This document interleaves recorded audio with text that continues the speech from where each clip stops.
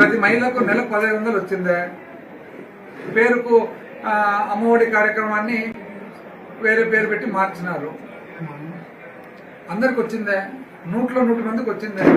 జగన్మోహన్ రెడ్డి గారు చెప్తున్నారు కదా, రావాల్సిన వాళ్ళు 23 లక్షల మంది ఉన్నారు, మీరు ఇస్తుండేది 60 లక్షలకు, 25 లక్షల మంది ఎక్కడికి పోయినట్లు? 4000 రూపాయలు పెన్షన్ పెంచుతానండి. 2 ఏళ్ళు అయింది. ఒక్క అదనంగా పెన్షన్దారునికి ఎవరికన్నా ఇచ్చినారా? ఒక ఇండ్లు ఎక్కడైనా ఇచ్చినారా? ఒక పట్టా ఎక్కడైనా ఇచ్చినారా? ఆ రోజు జగన్మోహన్ రెడ్డి గారు చెప్పినటువన్నీ చేస్తే మీరంతా అనవసరంగా ఇస్తున్నారు అని అన్నారు. అనవసరంగా ఇస్తున్నారని చెప్పిన మంచి జగన్మోహన్ రెడ్డి గారు ఏమన్నారు?